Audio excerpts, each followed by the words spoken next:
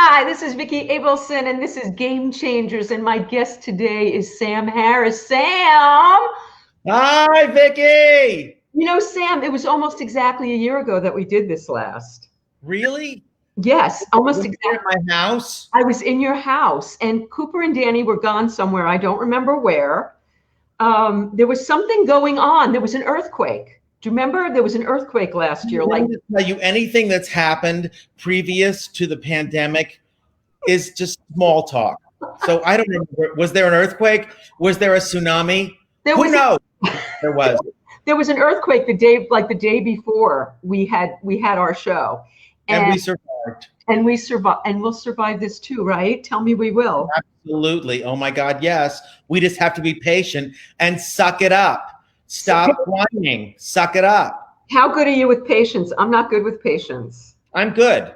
Oh when it comes to this, I'm good because I am so frustrated with people who are like, I need to touch my friend. You know what? You don't. You don't. You have FaceTime. You have this. You have phones. You have things people didn't have 50 years ago. So get over it, suck it up, and we'll all be healthy and move forward. And that's that. Okay, but I want to just say, it's very easy for you to say because you are with the men you love. And I am not. My son and my boyfriend, I have not been able to touch for almost 4.5 months. And that sucks. But Vicki, you can touch yourself. Yes. When I think of that, I have great empathy for that. I have friends who are single and it's really brutal and I totally get it. I'm just talking about the ephemeral nature of this pandemic. It will move on. It will move forward. And I would rather deal with whatever it is and be alive than not. Sam, you're talking to the leader of the COVID crazies. That's what we call ourselves. I have a daily show called Shooting the Shit with Vicki, and we are the COVID crazies. And I saw a couple of your videos. Hysterical. The one where you go to Arby's and you and your manager exchange things on the roof of your cars. Yeah. I mean, you know what? And also, Vicki, you know this about me, and I know this about you, that you have to find the humor. You have to find the humor. Otherwise, you're just dead. Otherwise, it's just tragic. Yes, absolutely. And anyway. And I love Cooper giving you the haircut. Hysterical. He did it. You know what? I didn't have a choice. And you know what? I'll tell you something else. Because you and I, we hooked up 30 minutes ago or whatever to make sure our connection was good. And I had been up since 5 a.m. because I had an East Coast live feed to New York. And so I was really tired and I took a nap and I was like, oh my God, it's time to talk to Vicki. And then I talked to you and I said, oh, I'm going to take a shower, which I did. And then I laid back down, which is not good. And so I thought when I got back, I would look 20 years younger and 20 pounds lighter. And that is not the case. So here I am with you, my friend who I love. Who I love you too. All right, you're going to sing for a second for us. I want to tell everybody out there that I have completely badgered you into this, that this is not your choice, that this is something you are not doing in Corona, and it's just not the thing. But as I explained to you, I can't have the Beatles on, I can't have Paul McCartney on and not have him sing just a little. And that's like it with you, Sam. So you're just going to give us a taste. Here's what I'm thinking. Okay. I play very well because I've been napping, which is never good before you sing. I may sound more like Joe Cocker than Sam Harris, but I'm going to give it a shot. Only for you. Only for you. Thank you. Moving over to my piano. Okay. Backlight here. Oh my. Oh dear. Okay. You're going to have your halo going on. That's really brutal. Yeah, I do have a halo. For you. That's just awful, isn't it? No, it's not awful. It looks like you're drenched in godliness. You're drenched in godliness. I'll move to a better room when we actually talk. Yes. It is. It's very sort of okay. So Vicki, when you coerced me into this, yes, we're going to be talking about my book. Yes, which is about, I would say, one of the themes, of course, is healing, which we'll talk about. And so I thought, what can I do that is along those lines and is particular to this time? and wish. Okay, you can see what I'm gonna try. You don't need luck. You don't need luck.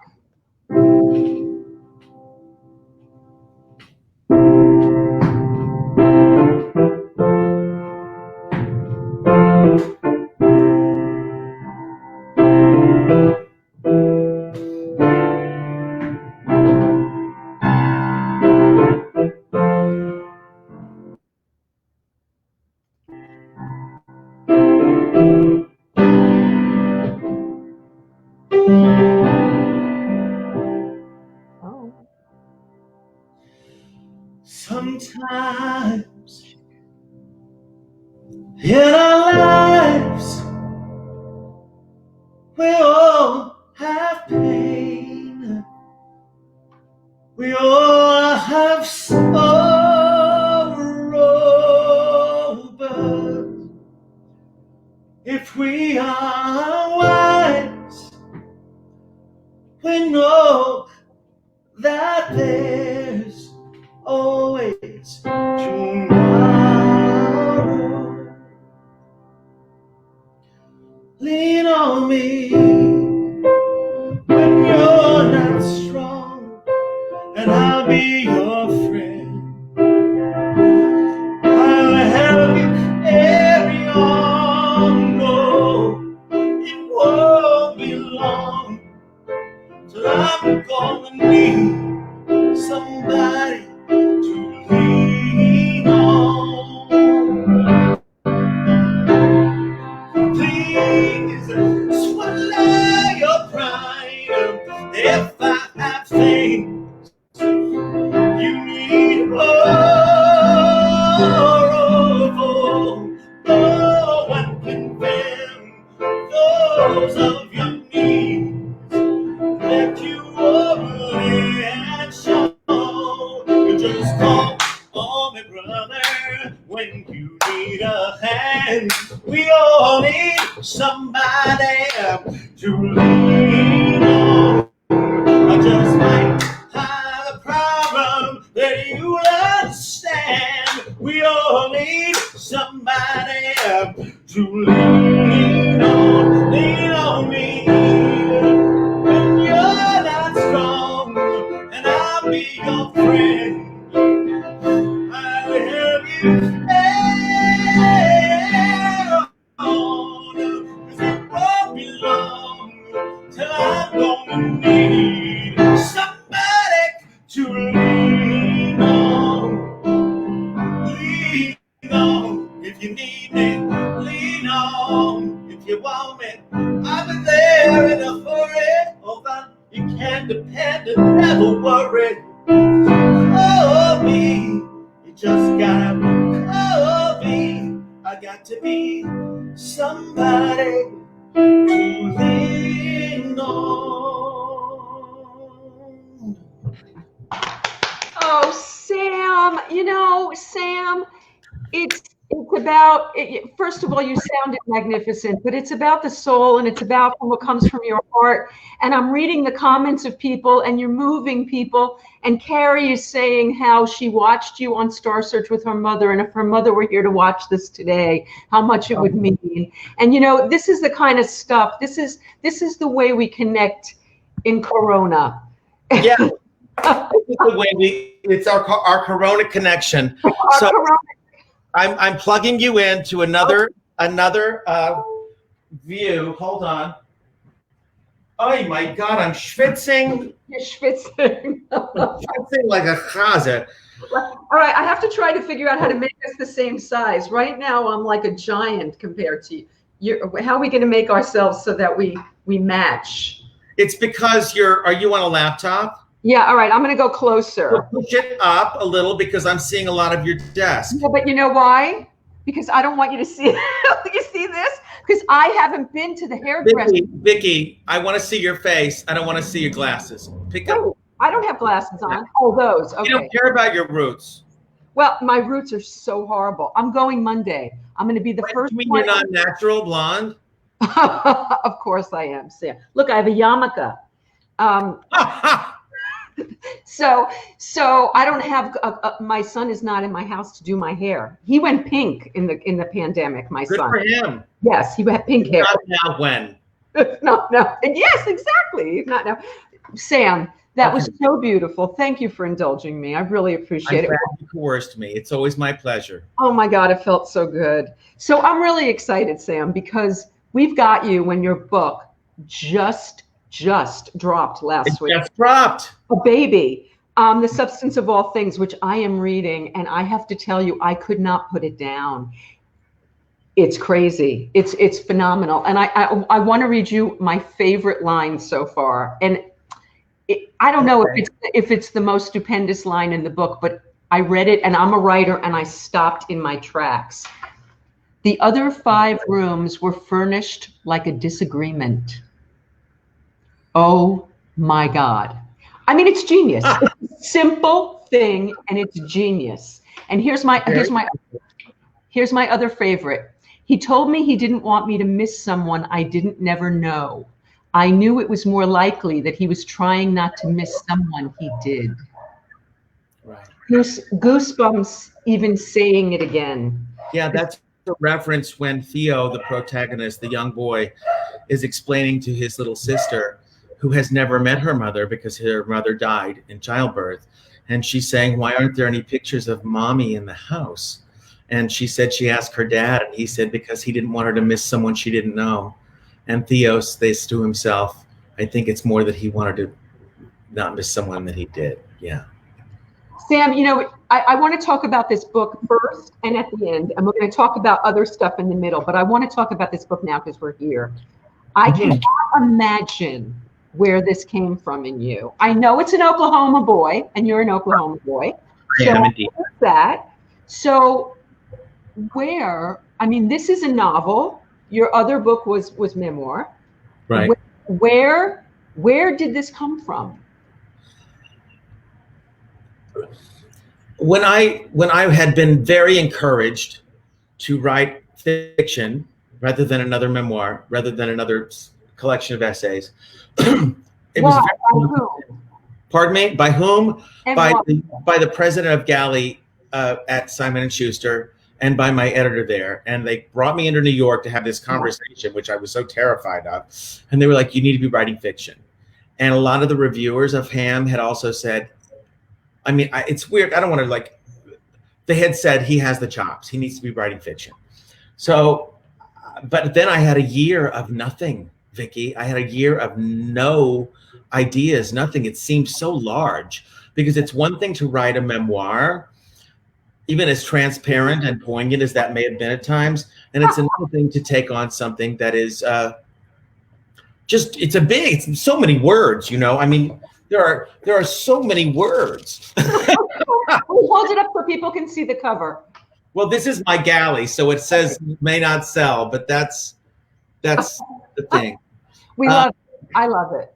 So, and then it I was actually at a dinner party with a friend, and he was saying, I don't know you from having a writer's block. You always kind of just go with it. Right.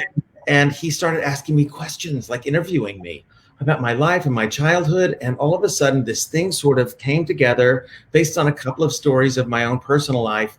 And I said, can I have a legal pad? And I left the dinner party and went into his bedroom and sat in the corner and started making notes. Oh, stop. And then it kind of came, when it's like you wait for whatever that thing is. And then when it comes, it just flows. Now, but I will tell you, Vicki, and you know this because how far are you into the book?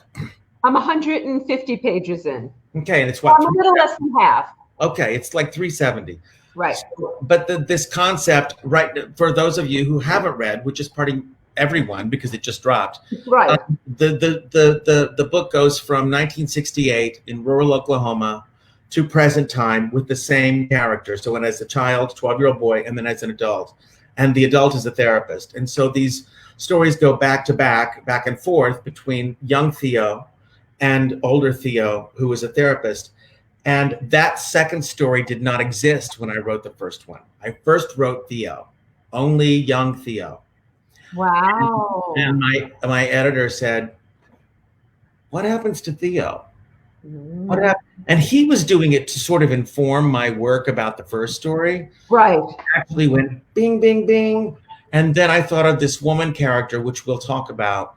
And then, and it's so funny because when you talk about writing or creating anything, a painter or whatever, it always sounds so cliche and sort of metaphysically bullshit to say, and then it came.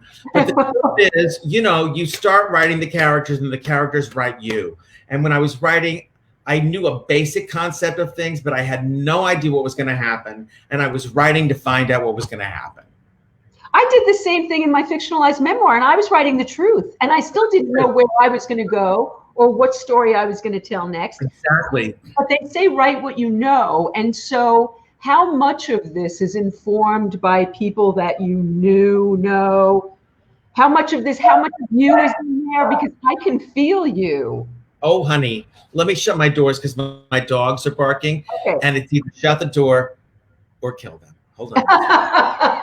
Shut the door then. Let's shut the door. And I'll go say hi to everybody. Hi, Tova. Hi, Rick. Hi, Pam. I'm saying hi to people. Hi, Tony. Hi, Linda. Hi, Mike. Hi, Sharon. Yeah, okay. So anyway, yes, I would say that that's true for any writer, that you write from a place of, there's some autobiography and everything. Right. Theo is very, very, very close to me. But I also find myself in all of the characters, even the villains. Yes. We find ourselves in them because guess what? You know what? When as an actor, when I'm playing a villain, I'm not a villain. Right. I have an objective and a mission and an agenda, and I have a goal and I want something. You don't see yourself as a bad person. Right. Even Donald T. does not see himself as a bad person. He's wrong, but he doesn't see. People have their own thing, and so everybody is a part of me. But Theo, of course, is very much me as a child in many ways. And Frank, he has a Native American outcast in this small rural town of Dalton in 1968, Oklahoma. And Frank is very much a couple of people who have been my guides and mentors. Okay, I got that sense. How about his father?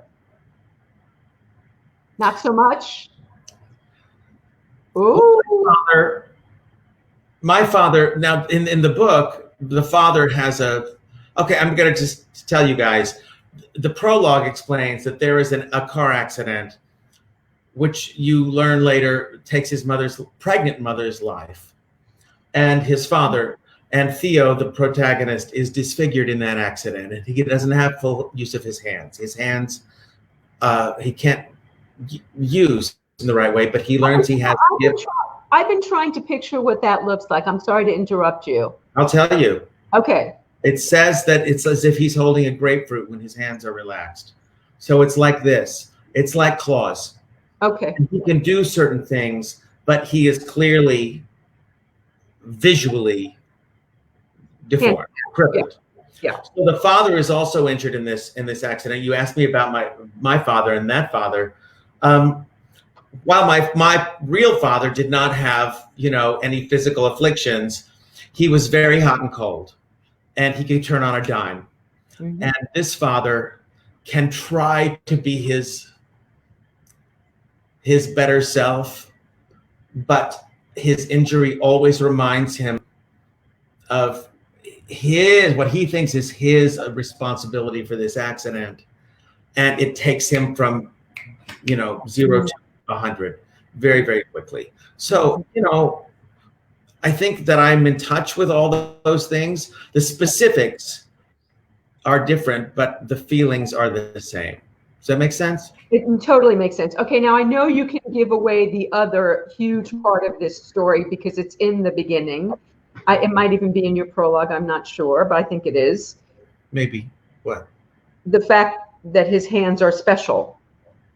Yes, he learns through this character, Frank, who's a Native American, who's a total outcast and outsider.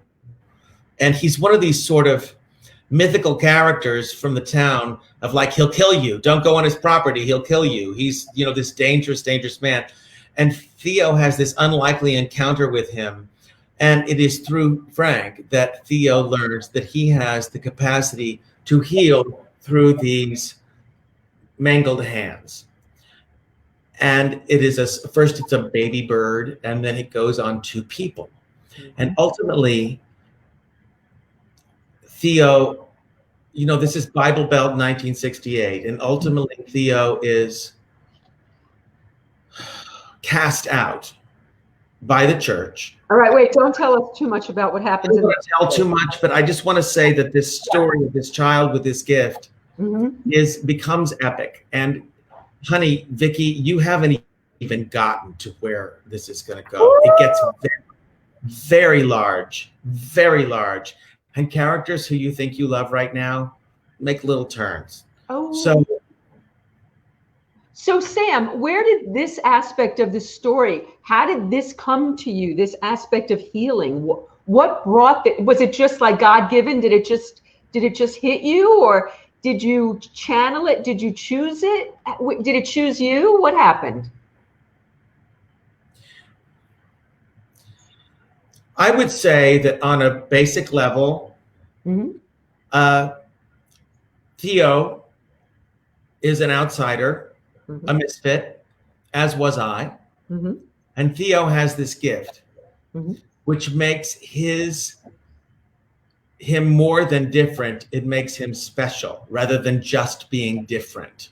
And so that's so much your story. Oh my God. It's giving me that's my story, that I wasn't only different. I was special, not different, because I had a gift that I learned to use and express myself and escape into. But I will tell you this, but I will not tell you this, which is there are some personal things that I promised myself, my husband, and my literary agent that I would never, ever share. But let's just say that this story is close to home. I had a feeling that was so.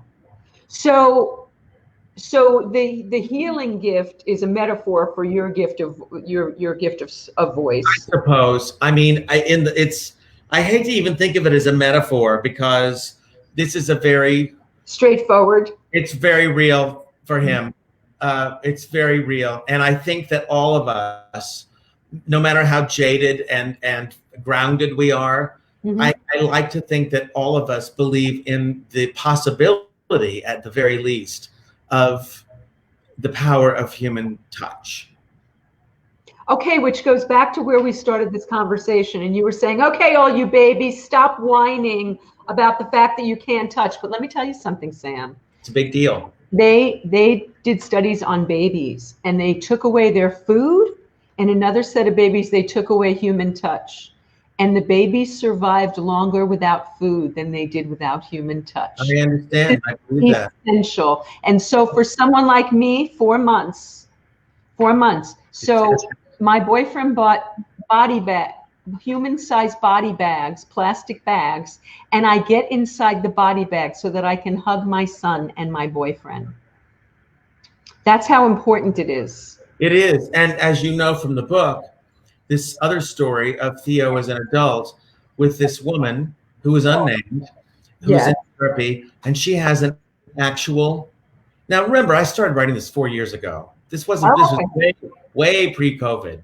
Right. She has an actual phobia about being touched. It actually hurts her physically when she is touched. It's a real thing. It's called haphophobia. Did you ever see David and Lisa? The movie David? You mean the play? Well, there was a play and a movie, and it was oh my God, his name just escaped me. Oh my God, I love the movie, but David couldn't be touched. That was what it was. Well, I think I read it in high school, and I don't even remember it. But had that. She cannot be touched. And Theo, the adult, has very much isolated himself and is very, very far from any sort of human interaction. And so there are themes, certainly, of isolation. And she talks about it. It's so funny when I read it now, but since I wrote all this pre-COVID, it was like, it's very easy to exist in the world without any real human contact. You call Amazon, you call this, you call takeout. You don't have. She goes, you really don't have to touch anybody. Trying to justify her, her condition. Right. But so there is a timeliness to that. Tremendously. It could not have dropped at a more advantageous time for telling this story, this particular story. Very powerful. And you're halfway through, but this woman, it's interesting because I've had a couple of people who've asked me as a man, because she is a broken, damaged woman.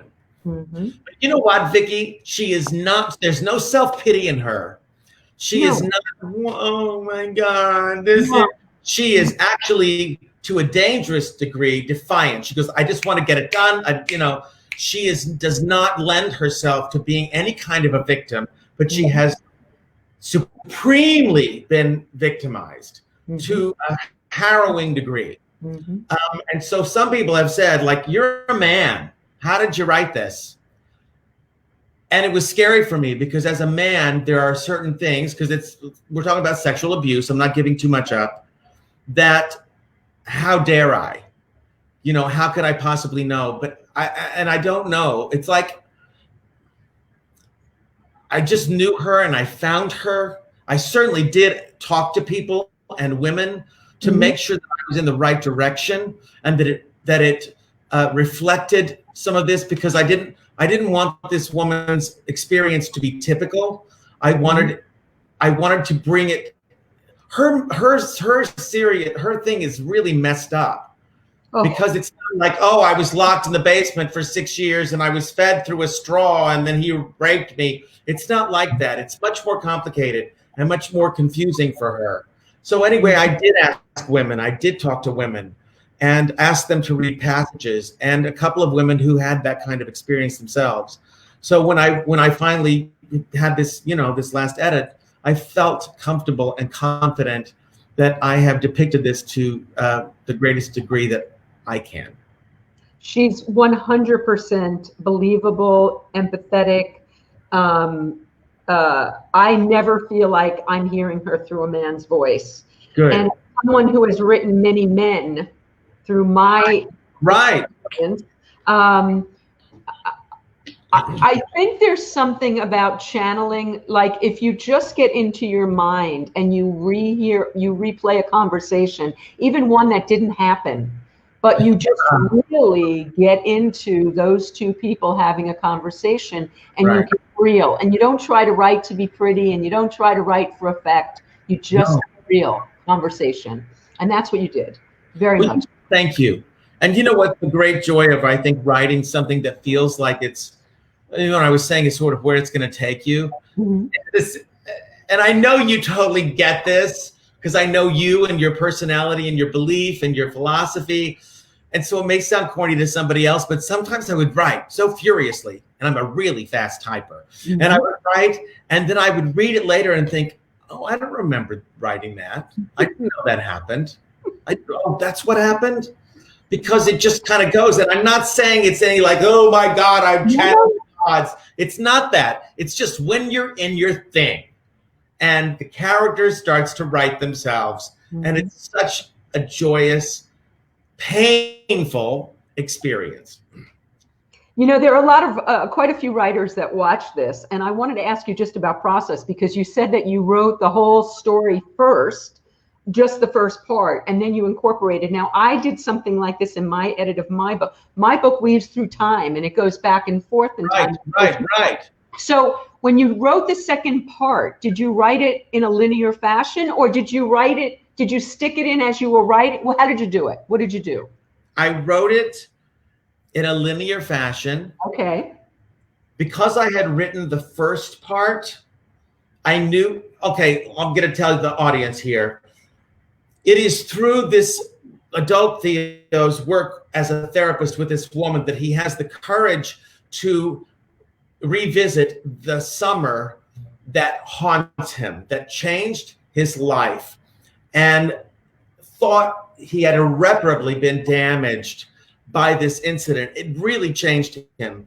And so he's at this impasse, and he makes this sort of promised to himself that he's going to delve into this, but he's a therapist and he thinks I can sum it up, boom, boom, boom. It is through his work with this woman that he has his own courage to actually investigate and feel and go through what he went through, because he is leading through her process. So to answer your question, I wrote it linearly, but I remember I knew his story.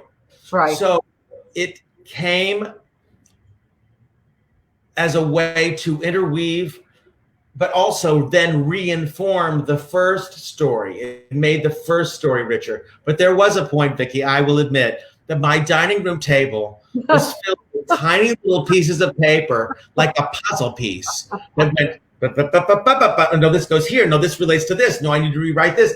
It was scary. It was like this crazy, there were like, 70 pieces of little paper of information of trying to figure it in. And then what do I have to write to weave this in? Yeah. Well, you did it brilliantly. I'm halfway through. I don't know where you're going, and I don't know what I'm going to get, but so far, I am. Just wait, baby. Just wait. I was going to say that I want to wait until you send me a physical copy signed so that I can hold it in my hands, but I won't be able to because I want to finish it, because I want to read it. And I also love. Sam told me I was going to, after Sam and I did a little tech run through. Sam went to shower, and I said, "All right, I'm going to get back to the book." And you said, "And I'm going to read through." And you said, "Don't, I want you to savor it." And I do want to savor it. I don't want to plow through it. I want to take my time with it. No, yeah. I know for myself, because I love words. I love words. And when I'm reading a book, if the story, even from the beginning, is great, but the language is not beautiful, I stop reading. If the language is beautiful in a book and the story takes a minute to get started, I'll go through the language to get there. It's all about language and depiction and description and placing myself in that environment and in that character. And so that's why I don't want you to rush through it because you have to answer something. I want you to savor it and think, oh, I have time to reread that sentence. You know what I mean? Mm-hmm. And it's interesting, Sam, because I'm not really into descriptive writing. I'm very much into story and character. Give me story and character. Stephen King's like one of my favorite people. I was just going to say, you love Stephen King. This is very much a Stephen King book, as far as I'm concerned. I'm trying to think of the one. Well, the one with Drew, the one where she has a power. There's one where the little girl has a power. This also reminds me a bit of. Oh my God, I just lost my train of thought. Oh God, it'll come back to me. It reminded me of another story that it's completely unique to itself. But anyway, I'm not really into descriptive passages and flower. And Stephen King says in On Writing, if you've written a descriptive passage, throw it out. And I had just written my first when I was writing my book, and I threw it out. But when somebody does it with craft, this is my point. I don't write descriptive passages. But I write, I hope, with craft. Every word is chosen. There are no accidents. There are no mistakes. I suffer every word, whether I'm writing a Facebook post, a Huffington Post article, or a book. Every word is thought. And punctuation. I'm a punctuation freak because I love these little marks that tell you where to think and where to breathe and where to pause and where to laugh. And it's just all, and also I think as a musician, there are rhythms to sentences and words. And sometimes the actual number of syllables in something affects the rhythm of the sentence. It is a craft. Now, I am into descriptive writing as long as it's not belabored. Right. Like, for instance, you probably hated or would hate Where the Crawdads Sing by Delia Owens, which is a huge 6 million copies, whatever. And the language is so beautiful, so beautiful. The story is wonderful too, and it's smart. And then in the last third, it's like, all right, already, I know what the foliage looks like. Yeah, so, I can't do those books. But see, I love William Faulkner. I love John Irving. I love books that put me in those places and let me take the time to be there while still moving me forward. I agree with that. I can't believe what you said about the rhythm and the punctuation. That's the whole prologue of my book that wasn't going to get in there, my author's note. And Carl Reiner, who published my book, the only reason that why it ended up in there is because he fought for it. He said yes, because it's all about that. It's about controlling how the reader reads, by how I punctuate and how I move the rhythm. And I have fought with every editor I have ever worked with over this, because they don't like ... and they don't like a dash and they don't like that stuff. It's all punctually correct, but they don't like it. But I like mine is not grammatically correct. I had an interview yesterday with someone who said, "What about the Oxford comma?" And I said, "I know all that shit. And once you learn the rules, you can break them, because it's about rhythm." I'll tell you what, I've never, and I know people love Audible. I know people love audiobooks, and I get it. I've never done it. Last night, I did it for the first time, and I put it in my ears in bed, and I'm listening to this woman read this book that everyone loves, The Nightingale, and I'm like, I'm going to do it to go to sleep, to like take myself to that other place, because that's when I read. I can't do it.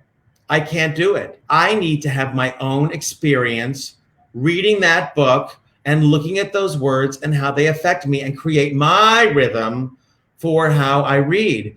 And so, with all due respect to this reader, who I'm sure is just fantastic at her job, I need to read the card copy, Not to say that my audiobook, when I do it, won't be riveting, because it'll be the author reading it and not some hired person.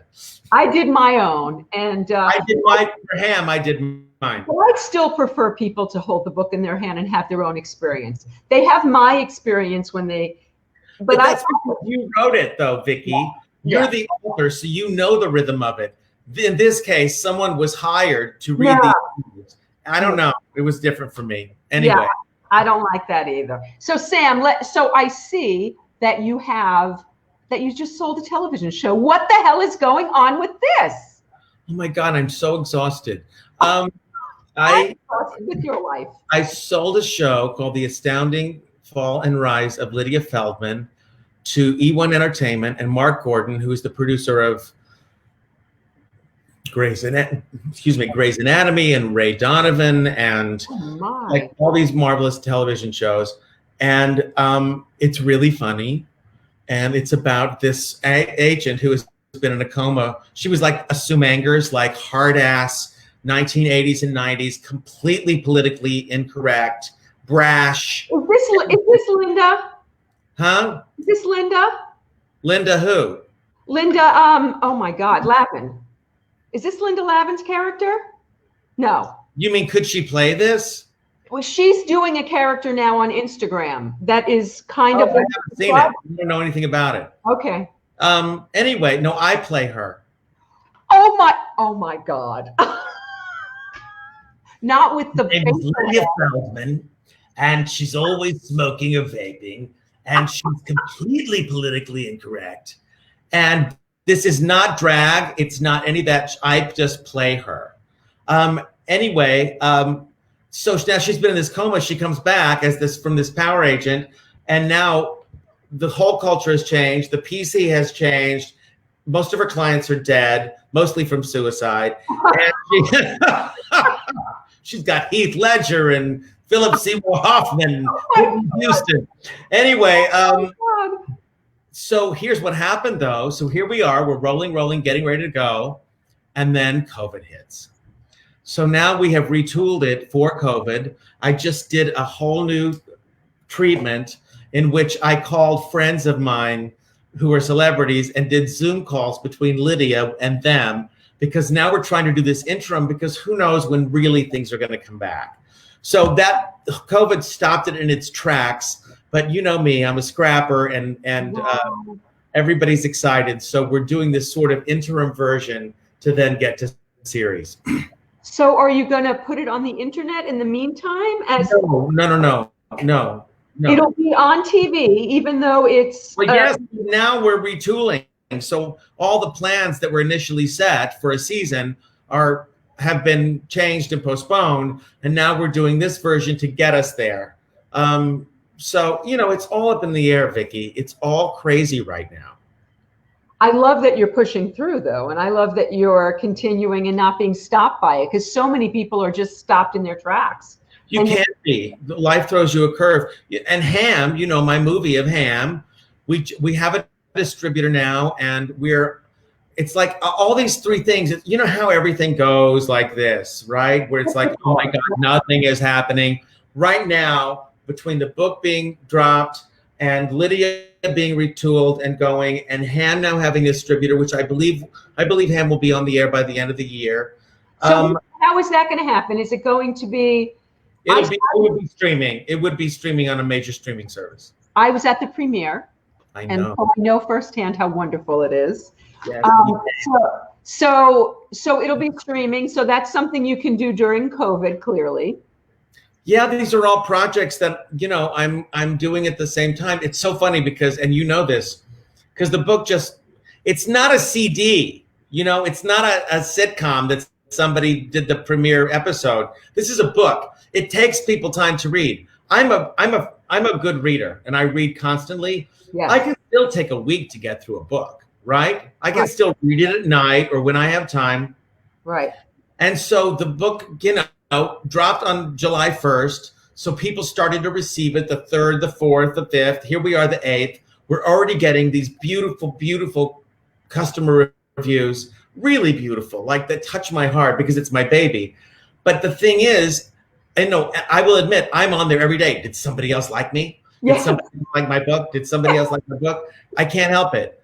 I've never been one of those actors who said 5 years later, and I still do that. I still go and look, right? Because there's still new reviews from, I still go and look. Who bought the book today? What's going on? I still do it. Because it's so personal, and more than anything I've done, and I've really been lucky in that I've been able to write for different medium and as an actor and a singer and different things.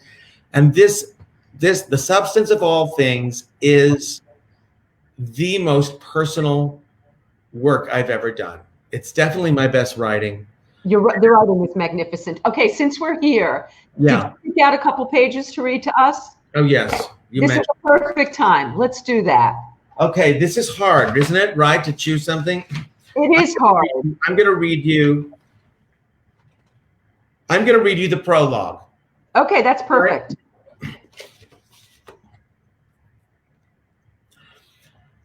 Everything that came forever after was determined by my father's split-second decision to swerve.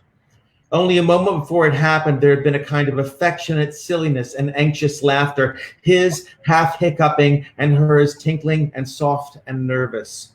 Then the flash of the animal in fleeting light, solid and fixed, blurred by the downpour and the futile zigzag of windshield wipers, the eternity of the moment, knowing nothing can be done. There should be a way to stop time when these things happen. Pull a lever, flip a switch. The crash was relentless. The skidding, flipping, cartwheeling, the crushing of glass and metal mixed with the brittle snapping of my bones. I was flying through the air, my body flimsy and unmuscled, slammed and jolted, the foolish attempt to grab onto anything, the ripping away of every feeling of safety I'd ever known. Then absolute stillness. I assumed I was dead. Then I felt my heart strike against my chest. The only reason I'm alive right now is because death hasn't found me yet. It was quiet but for the static chatter of the rain. Shouldn't someone be moaning or calling out? Shouldn't I be calling out? My eyelids fluttered to see steam rise, a fist of gray smoke in the red hue stretching out over the grassland.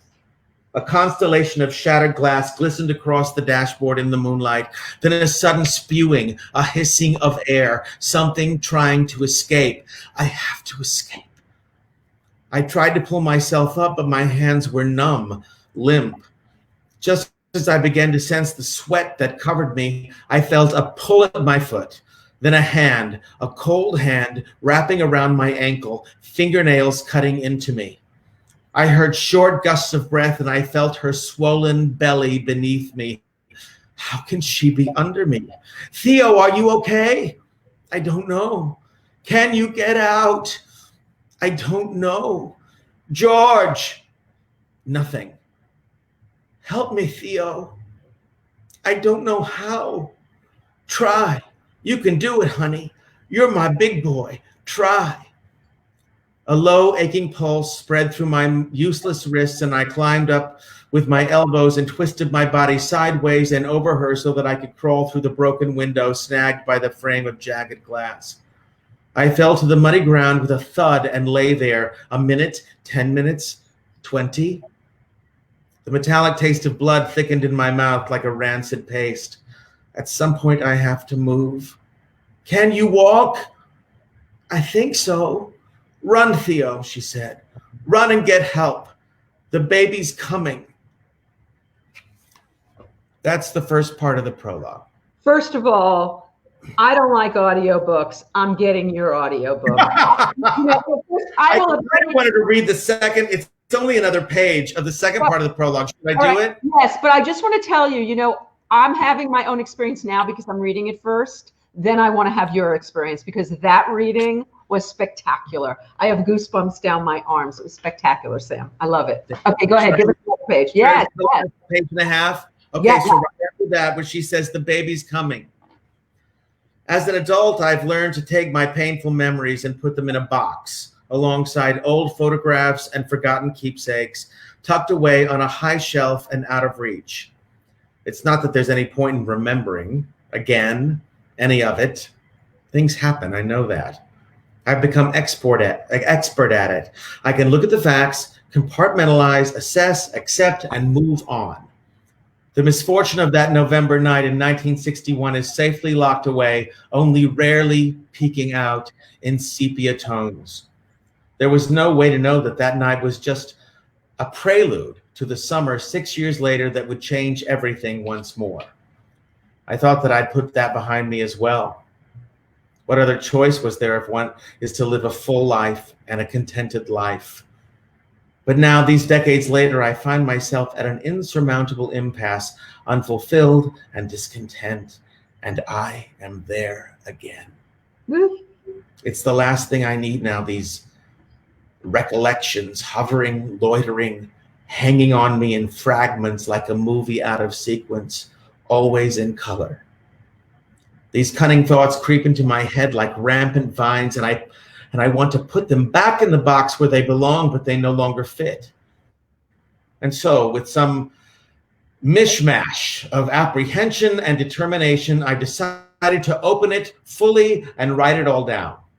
I hope that this, what shall I call it, project, documentation, literary map will finally make sense of the persistent angst that has slithered back into my brain. This process begins today. I sit alone in silence, waiting for the appointment, tapping my crooked fingers on nothing as if playing a clumsy piano concerto in the air. I look around the room and can't help but chuckle to myself. If an organized environment is the sign of an organized life, a sense of function and sanity, the therapist who inhabits this office must surely be stark raving mad. Laminated diplomas and certificates hang crookedly against walls the color of cigarette ash. Two cheap-looking wood veneer bookcases stand side by side, the shelves empty but for a slackly stacked pile of unopened mail, a VCR wrapped in RCA jacks, and a worn black leather briefcase sitting atop, bridging the two bookcases like a choice. Busy-looking papers are strewn across a walnut desk that is covered by a layer of dust interrupted by finger tracks like a white glove test never followed through. And to the side of a Queen Anne chair is a metal-based contraption supporting two glass shelves and two adjustable chrome arms bracing two iPads that can be swung in and out of position. An apple tree. A respectful knock sounds on the hollow door, and I know it's time for my next client. It's beautiful writing. It's, again, you had a thing with, oh God, I can't remember the line now, but it was joining two things as if they did. Right, as if it was a choice. Bridging the basis as if it was a choice. I love these kinds of sentences. This is just beautiful, Sam. It's just wonderful. Beautifully crafted.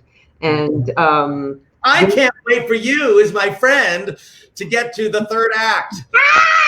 Well, it won't take me long. That's for sure. And I hate reading on my computer. I hate it. I hate it. I hate it. I know, me too.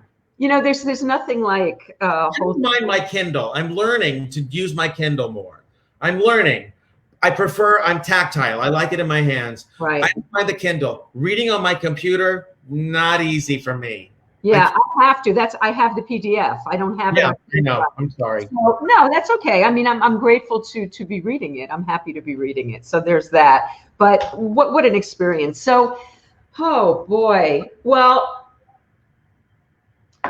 I think that I'm reading the thread as you were reading. I was kind of glancing over to what people are saying. I think there's going to be a lot of people that are going to be.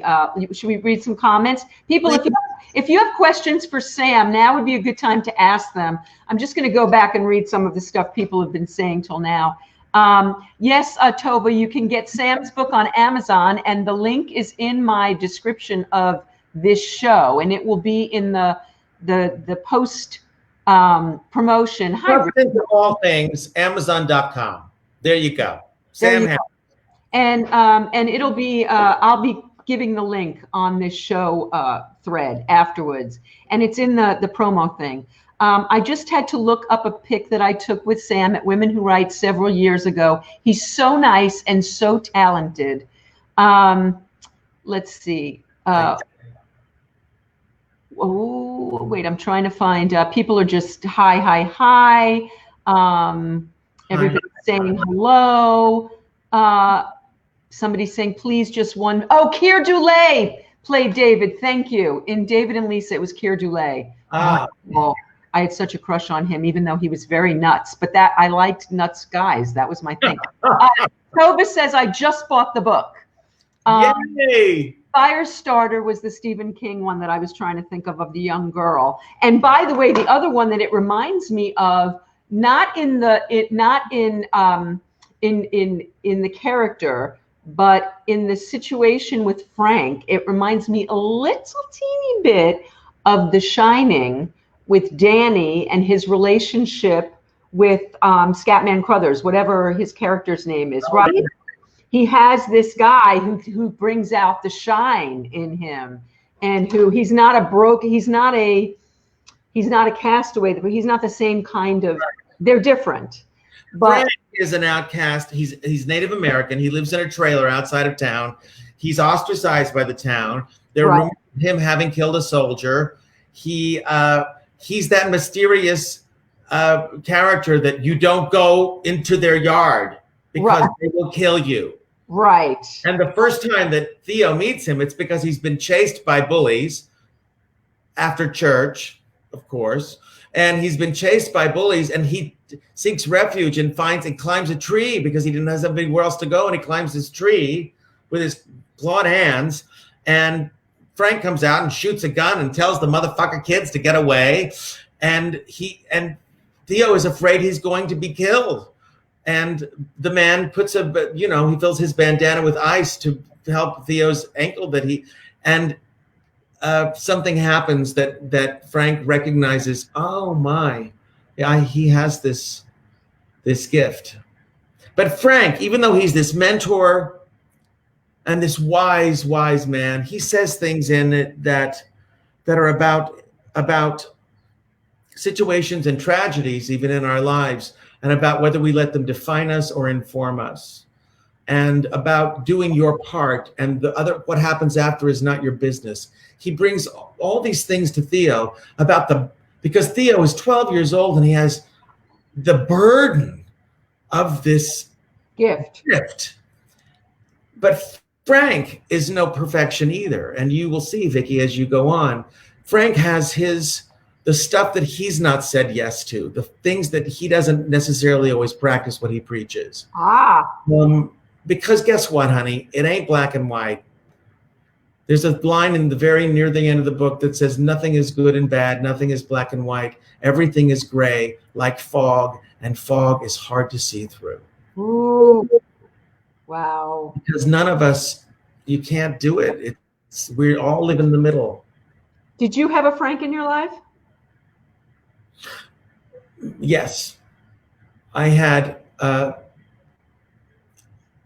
I had a mentor that was spoken about in Ham, the book and the movie, who was my director and writer. And he's the person, his name was Jerry Blatt. He died in '89. And he was the person who empowered me and taught me about my authenticity on the stage and in my work. But there was also a person, God damn it, I said I wasn't going to do this. There was a person, spill it. There was a person literally named Frank. That was not a big part of my life, but he's someone who affected me greatly and led me to parts of myself that I didn't know.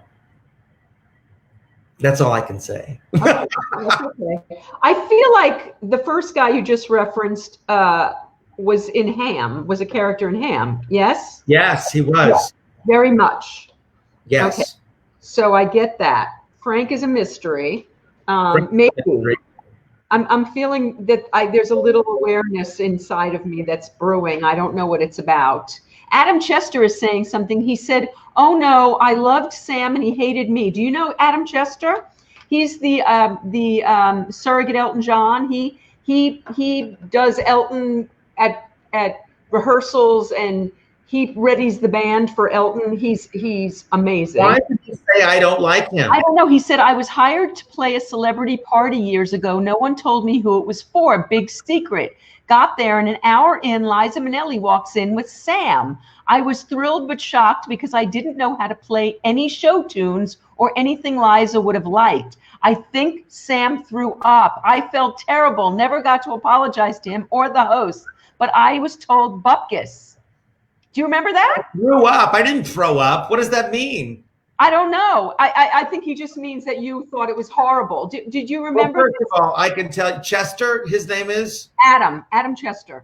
Adam, I have never, ever, ever acted out on anyone or any pianist or any musician ever in my life unless they have been working for me and they fuck up. But if I just met you and you didn't know something, I would never be mad at you. I would never do that. it's not in my. No, he's not saying that you were mad. He was just saying that you hated him. I guess he wasn't what everybody wanted to be there that day. So you felt like a schmuck. You felt guilty. Well, yes. You know what? Get over it. Because I'm sure that first of all, did we ask for the Elton John catalog? Did we not? We did not. Did we ask to sing any of his songs? No, here's what you should have done. You should have given us a list. Like, I can play Benny and the Jets. I can play Goodbye Yellow Brick Road. He plays everything. He plays one to sing. He plays, and he doesn't just play Elton. I mean, he's very talented.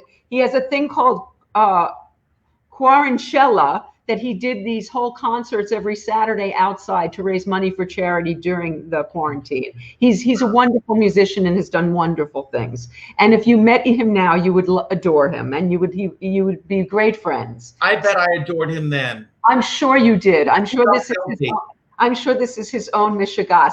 But I'm sure it was more about Liza and not being able to play show tunes for Liza to sing to was probably much more his. You don't know Pander and Ebb. You need to leave the room.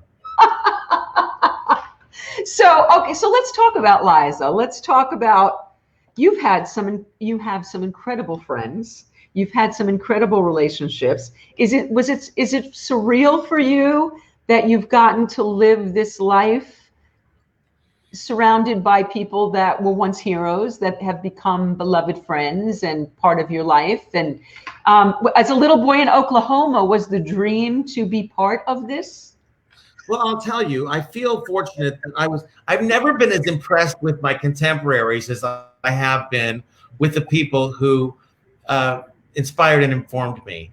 So I happen to be in a generation where I got to meet and be influenced and even become friends with some and work with the people who influenced me most, because I am old enough to, like Lucille Ball. I mean, she literally affected my timing on everything and my physical comedy and all the stuff I've done. And then when I was quite young, in my 20s, I'd learned that she was a fan, and she asked me to sing at this thing tributing her. And then we had lunch, it was things like that. It was Sammy Davis Jr., who I idolized, who I saw perform when I was 10 years old, who said, "You are one of us." Oh my! It was things like that. And so I was always, I'd rather have lunch with Elizabeth Taylor than Madonna. You know what I'm saying? Yes. So even though I was this kid, the people that affected me were, by the way, can I just move to another subject along the same lines? I get so pissed off when I'm like, because I love teaching master classes and I love new talent. I just love it so much. But when somebody says, I'll make a reference to something, music or whatever. Well, I wasn't born then. Well, that was before I was, and I'm like, you know what? I wasn't born when Charlie Chaplin was doing movies, but I know his work, but I learned from his work. I wasn't born when such and such, but I read about it, but I saw the movie, but I didn't know Billie Holiday. It was before my time, but I lived by her when I was 12 years old. So I hate that. We have this library of great artists and these contemporary youngsters who are saying like, oh, if it's before Taylor Swift, I just don't know. Okay, like, so now I have a question for you in real life. So Cooper, yeah, do you have an appreciation of the things that came before? Absolutely not. Because I want to tell you, my kids, they don't want to watch black and white movies. They don't want to listen to, I'm sorry, but can't do it. They won't go there. You know what, though? And I hate to say this about my own child because he's brilliant, wonderful, wonderful child. But his art is not the same as my art. He expresses himself in different ways.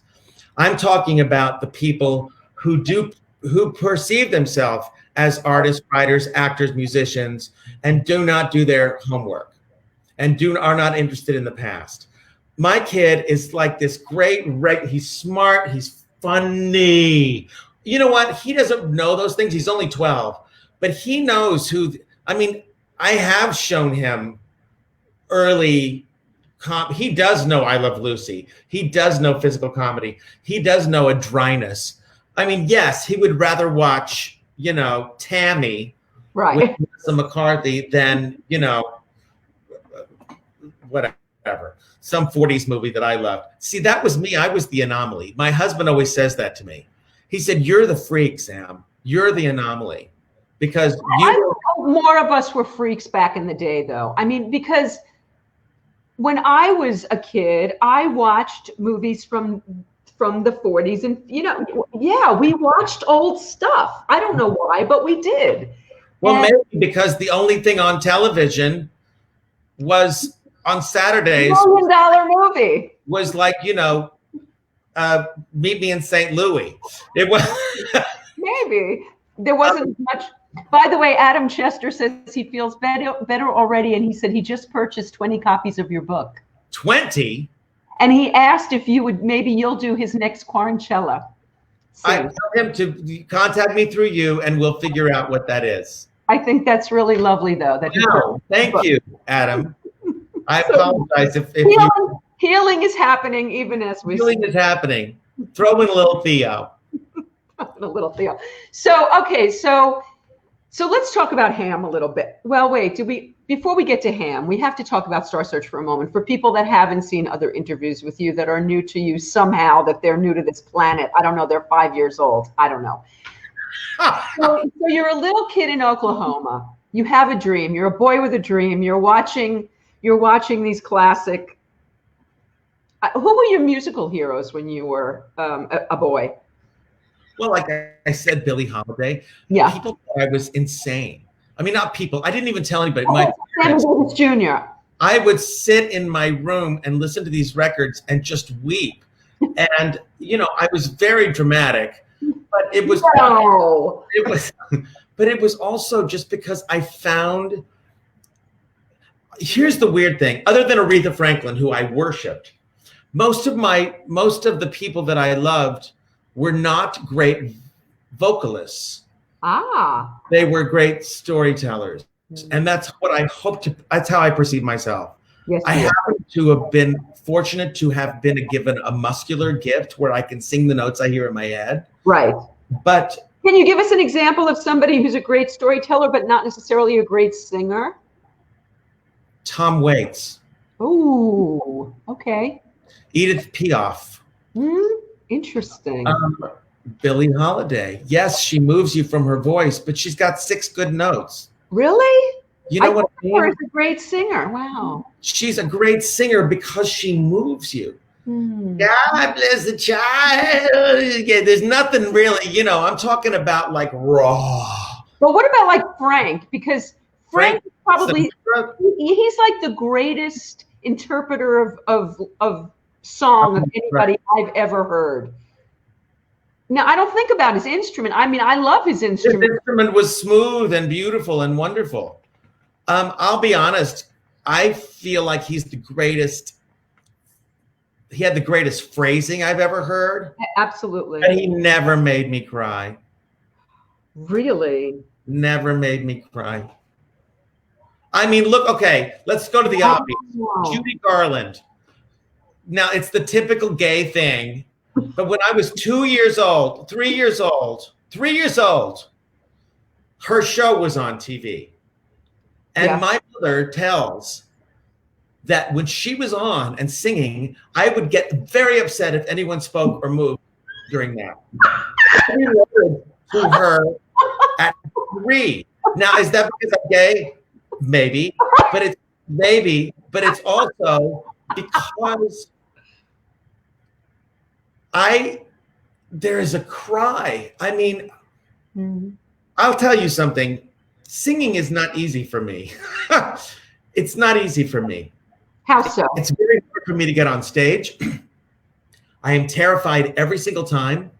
I say to myself almost every single time, why am I doing this? Why am I doing this to myself? Why am I torturing myself? Don't do it. Oh, wow. To a tragic degree, to the point that my music director of almost 30 years, Todd Schroeder. He's amazing. He's amazing, is the person who kind of sets me straight.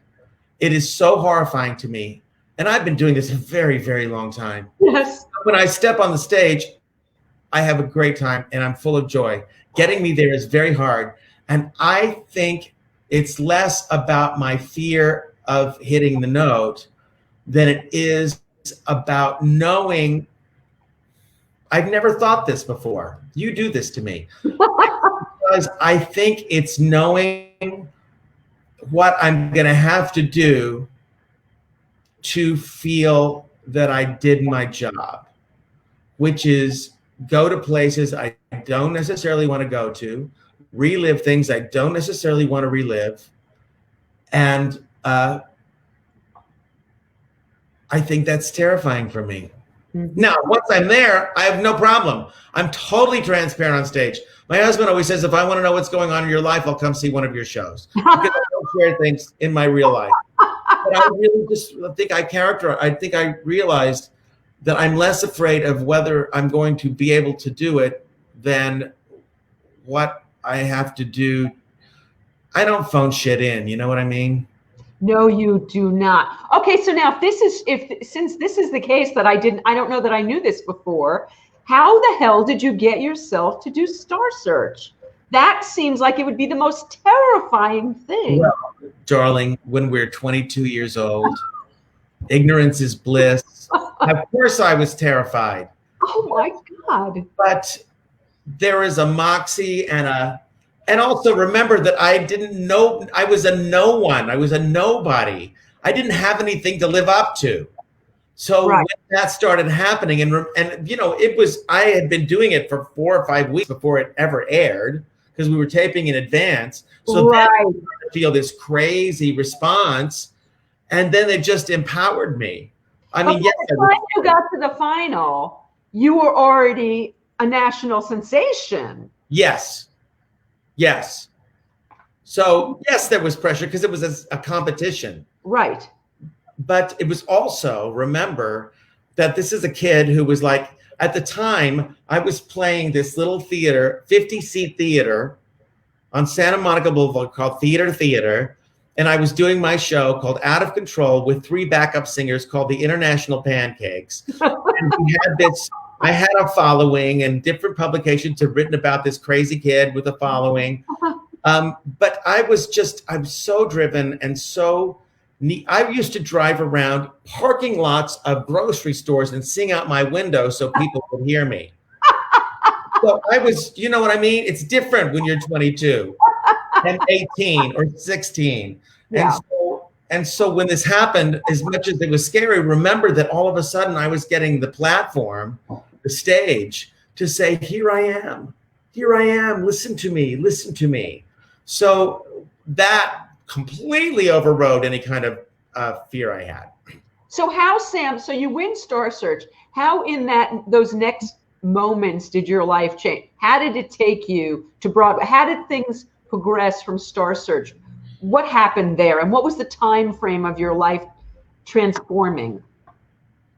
Well, as you said, television is an incredible medium. And at that time, there were a lot fewer channels. So we had an audience of 25 million people a week, which is unheard of now. Oh my God. Unheard of. So my life literally turned upside down, where I, all of a sudden, anytime I went outside, I was recognized. I remember I went to Disneyland with 2 friends and we had to run from people. It was like I felt like I was the Beatles, you know what I mean? Wow. And then, all of a sudden I was playing Carnegie Hall and I was touring, and then I had a big record company and all of that stuff was happening.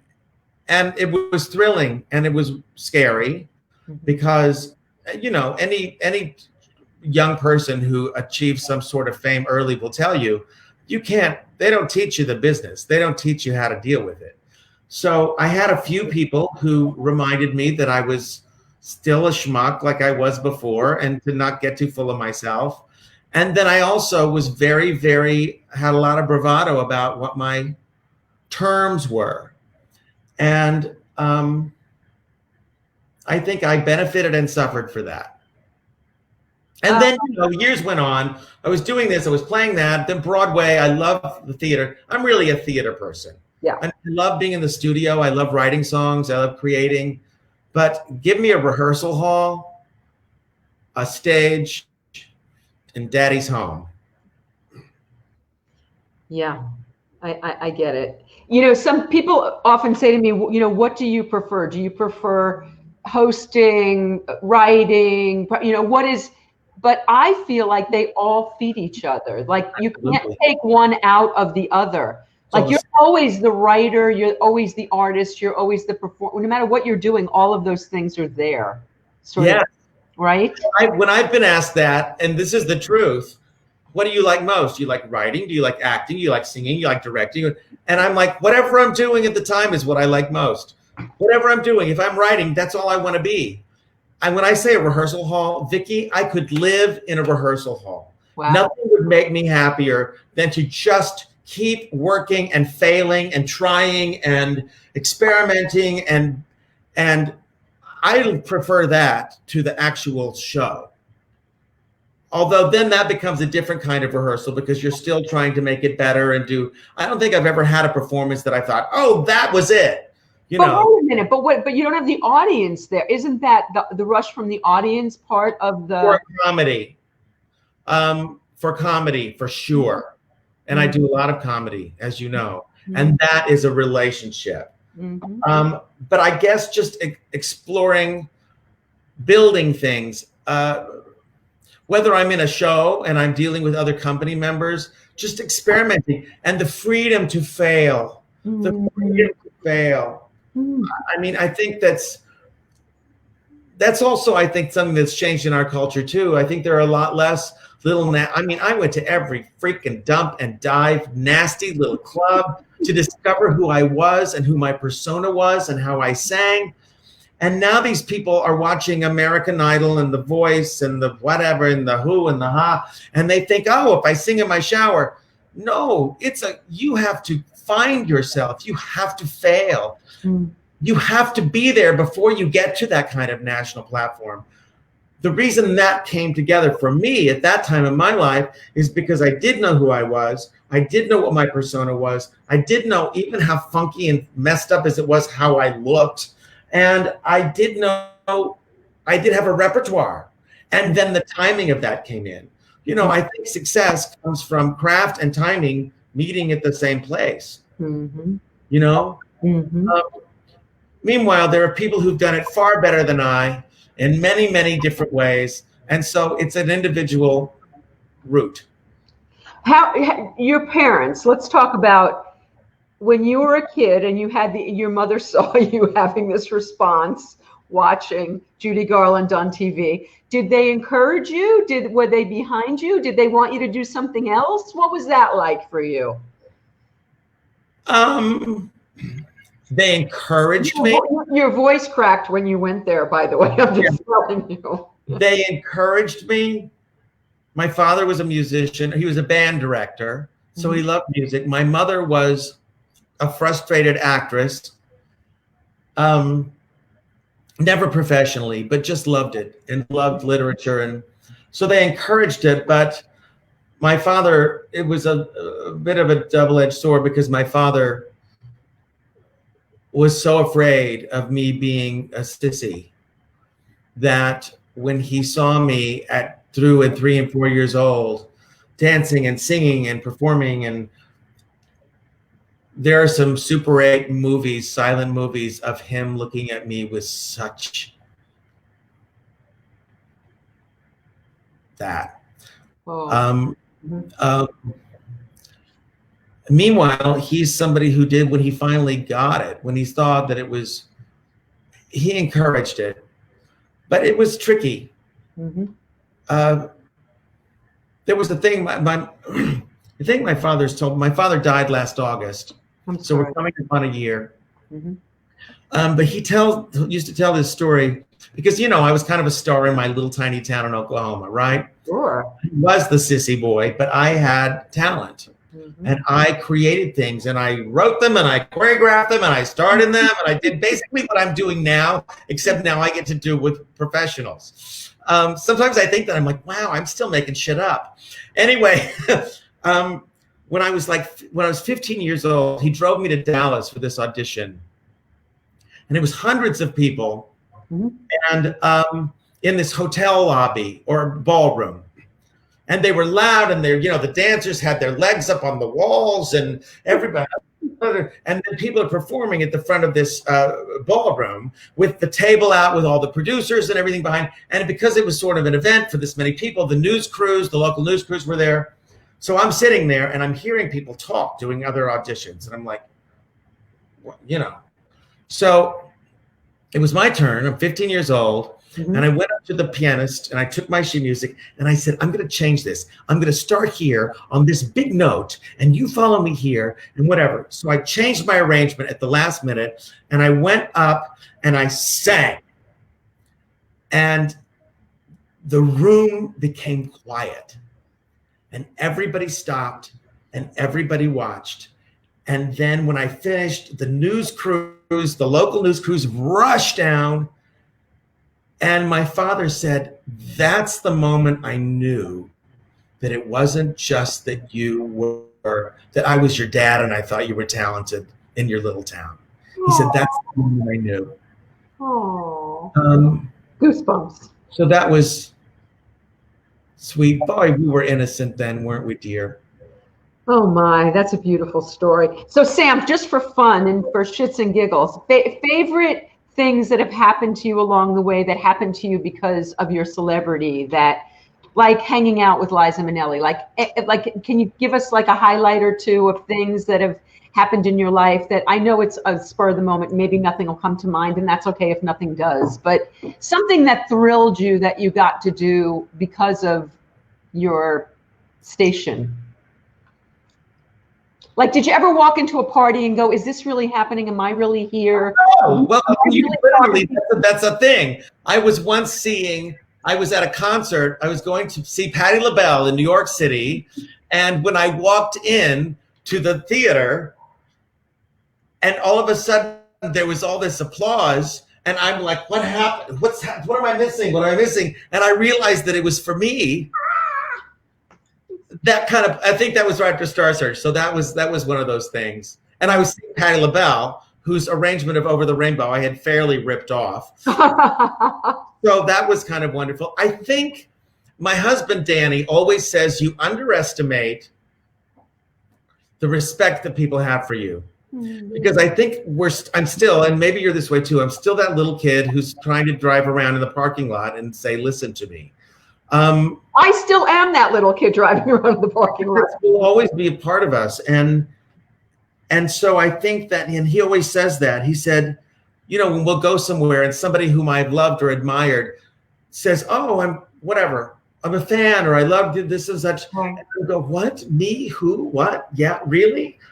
I will, because, you know, ultimately I am such a fan of talent and of this business. There has never been one time in as many stage doors as I have walked through, even in my darkest moments, there has never been one time or onto a studio lot, into a soundstage, that I don't think, oh my God.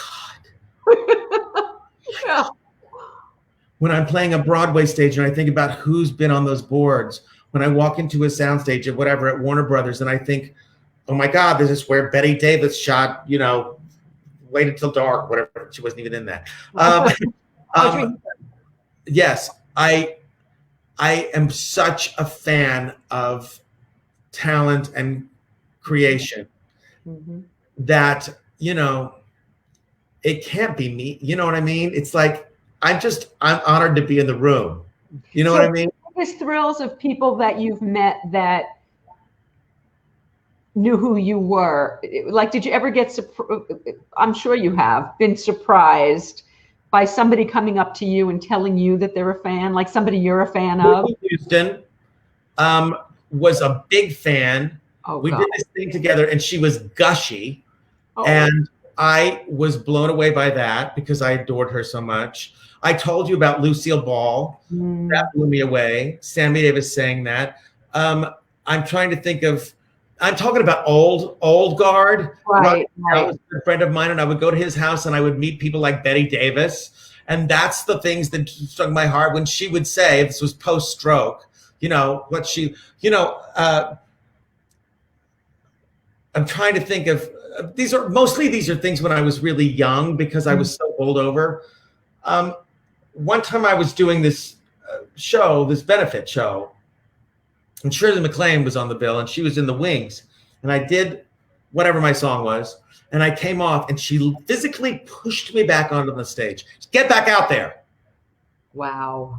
And I went out and I bowed again and I came off, and she said, don't you ever apologize to the audience by leaving too early. She said, you've given them something and they need to tell you that they love you, and they need to tell you that you have affected them. Stop being afraid it's going to end. Oh, wow. And I've had dinner with her since. She's come to see things I've done, and I will never forget that, because this is somebody who I admired, who was a pro and smart, and she gave me advice. Wow. So there have been many, many things in my life that I've been so bowled over, or just, wow, I get to absorb that. Do you know what I mean? I love that. Okay, so now, as I told you earlier, Sam, we are the COVID crazies. You're amongst the COVID crazies now. That's who's watching us. And I told you before the show, I've been watching some of your videos, and I know that you have COVID carefulness. So how is your family managing COVID? What is your, do you go to stores? I go to the grocery store. You know, I'm a little less crazy than I was in the beginning, now that we know more information. When it started, I wore the N95, I wore a hat, I wore glasses, I wore gloves, I carried Clorox wipes with me, I carried Lysol with me. I came home, and grocery store shopping is I love it so much. Me too, and I haven't been in 4 months, so I want to hear how. I love it so much, and this has ruined my experience, because then I come home, unload it in my garage, wipe down everything, and a simple trip to the store turns into a 3-hour ordeal, and it takes all the fun out of it. Yeah. So I do go to the grocery store. I'm less crazy now. How are you less? What do you not do now? I don't wear gloves. I do wear a mask. I do take my Clorox wipes. You know, I don't wash my clothes when I come home. I recognize that this is primarily transmitted people to people, and I'm careful about what I touch, and I wipe down certain things, and I don't wipe down. I don't like, soak my broccoli in Clorox anymore. Danny actually said to me, Sam, the bread tastes like, Lysol. I saw in your thread that you accidentally touched something your manager gave you and you sprayed your hand. Do you know what I did once, Vicki? I got in, even though I was completely I've done it. safe, I got into the car and I did this. And I thought, oh my God, I touched my nose. Even though I had sprayed it and everything, do you know what I did? I snorted Purell. I put soap up my nostrils when I've been. Yes. I snorted Purell. You know what we're doing this summer? We're going to Montana, where there are no cases because there's no people. Wait a minute. Are you getting on a plane? No. Oh, okay. We're driving 2 days to Montana. We're staying on a ranch. We're the only guests. And we're going to go horseback riding and fly fishing and river rafting. And we have to get out of here. And every year we do fabulous vacations, some often abroad or, at least down to Mexico or something, Belize, France, Italy, whatever we do. And this year, what are we going to do? And we thought about driving actually down to Puerto Vallarta, and people are like, are you crazy? You are white. You're going to be killed on the street, on the road. You're going to be killed on the road. Yeah. What it is like for Black people in America, it's like for white people in Mexico. Mm-hmm. So, all right. So how was it with Cooper? I feel the most in this whole thing for kids who didn't get to have, especially those who were graduating and didn't get to. Oh my God, those all kids. Stuff. My daughter graduated in Yankee Stadium last year and at Radio City Music Hall for NYU for Tisch. And her friends this year got bupkis. So Cooper, how has he seen another kid since this whole thing started? Actually, right now, as we speak, this is a big first for us. Okay. He is with a family who we know what their practices are. And they have a house like Laguna or something. And they picked him up at 10 o'clock this morning. They're bringing him back 10 o'clock tonight. And they're spending the day together at the beach in a barbecue. And so they're all wearing masks in the car with the windows down. But this is the first time I'm letting him go with a family. Yeah. I trust them and I know them. We have gone to people's houses with social distancing and stayed 10 feet apart, but only one other family. I'm pretty crazy about outside. What? Inside or outside? Outside. Okay. Yeah. I would never be inside at this point. Yeah. And I think that it's really only been 3 months, right? March, April, May, June, July, 4 months. Yeah. Which feels like forever, right? Yeah. And yet it's such a small amount of time. And we think of where we're going today. Where was I? I was picking something up. Something up. And I got out of the car and I forgot my mask and I went back to get it. Mm-hmm. And I thought, oh my God, I actually forgot my mask. This is the first time in a long time. This has become such a part of our lives already. Right. And it was such a freedom to think, oh, something's missing. What is that? It feels really good. Oh, I'm not covered. I read something yesterday where somebody said we're going to be wearing masks for a few years. I don't think that's true. I think this is going to get resolved sooner than that. There was too many brilliant minds working on it, but we're going to be doing it for a while. That's for sure. Well, you were asking about the kids. Cooper did Zoom How did he for the last 3 months. And we've had to bend a lot of rules. We've had to really open up video time, which used to be, 2 hours on the weekends. And now it's 4 hours a day. Mm-hmm. That's his communication on his headset with his friends when they play games together. Of course. We still, we go out, we walk the dogs, we bicycle, we do things. And he doesn't act like it affects him. He's not like he wasn't a team sports guy. So those things aren't missing for him. Right. So it seems like he's fine, but there are definite effects. And I've told Danny, we got to throw this kid a bone because little things he's acting out in little ways that I have to remember we're in extraordinary circumstances that have to have but you know what he's done? He started an ice cream business called Coops. It's called Coops. And this started because our neighbor was giving away an ice cream machine. So we made ice cream and like, this is really good. Cause I told him, you need a summer job. You're 12, you're in COVID. You need to like mow somebody's lawn. You need to wash the exterior of their cars. You need something. He started an ice cream business. Yeah. Oh, something with that. Anyway, so it's called Coop Scoops. And it's vanilla, chocolate chip, and chocolate. It's amazing. I mean, it's so fattening. It's just cream and sugar and cream and cream and sugar. And they're in little pints with a little label on them. And he's selling them all around the neighborhood. And he's giving, I think it's 20% to ACLU, specifically for our right to protest and Black Lives Matter. And it's great. So almost every day we had to buy a deep freeze. So every day we're making this ice cream and he's doing the labels and he's emailing and it's great. So he walks to the neighbors or you drive him around to? We do deliveries where I drive him around, but if it's in our neighborhood, he goes to the neighborhood. And we have flyers, so we canvass the neighborhood too. I love this. It's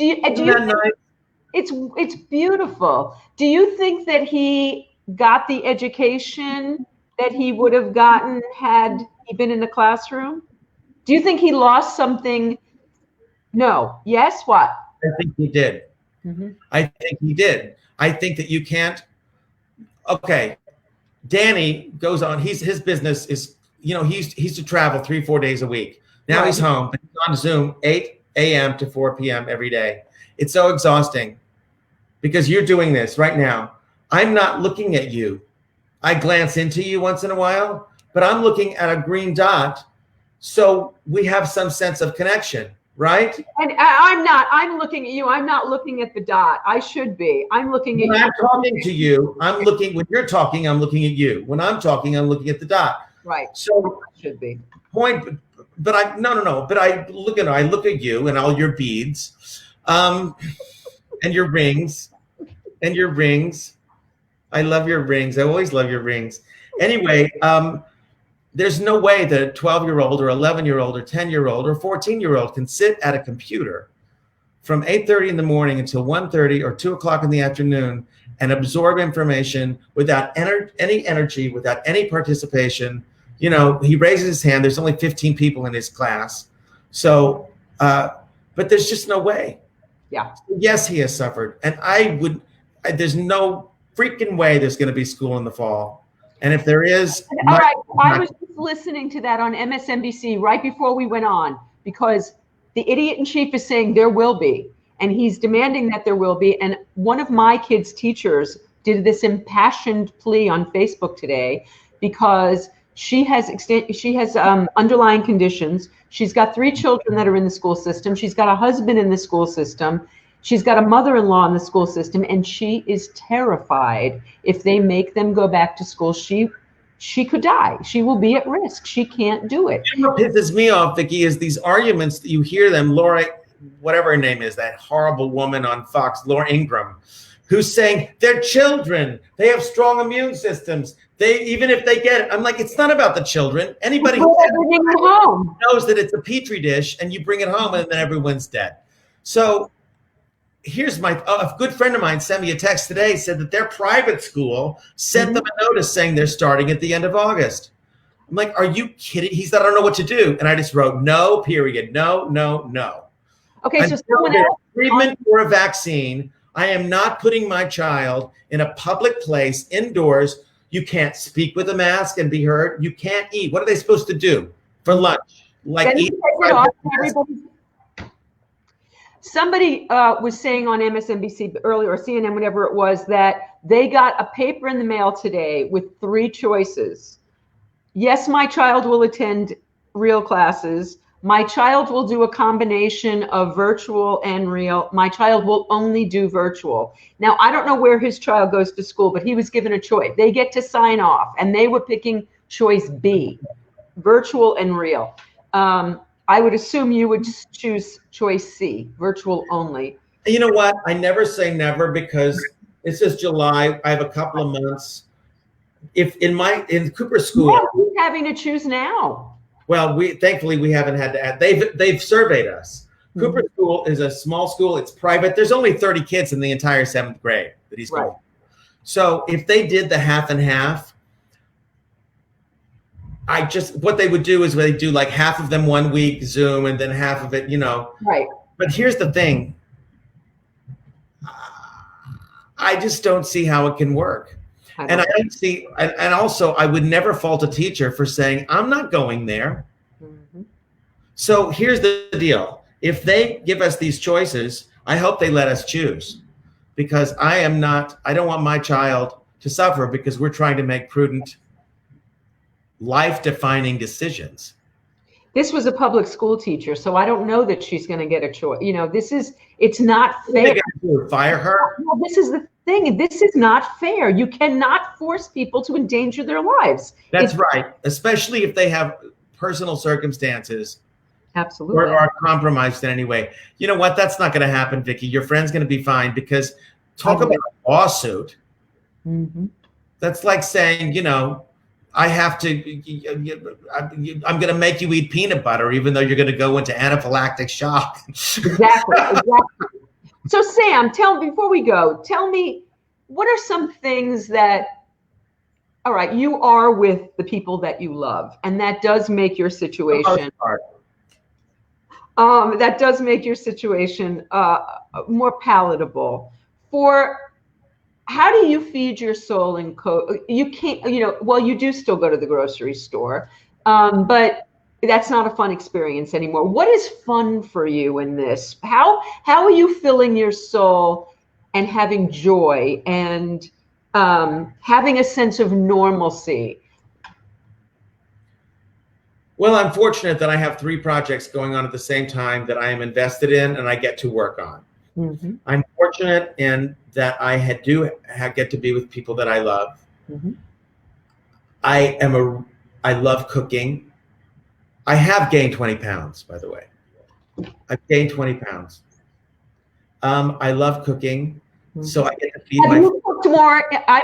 I have cooked more in the last 4 months than I've cooked in my entire life. You're always like paper thin, Vicki. You don't count. You're like always like this. No, I've gained, and I'm going on this new thing, which, by the way, I have to just quickly tell you, it's called Octavia. Have you heard about this? Octavia Spencer? Not Octavia, with a P. Octavia. Okay, I know 2 people yesterday told me about it. My girlfriend Zoe has lost 13.5 pounds in 2 weeks. My friend Aris has lost 25 pounds in 3 weeks. It is a cannot fail food system. What is it? They send you everything.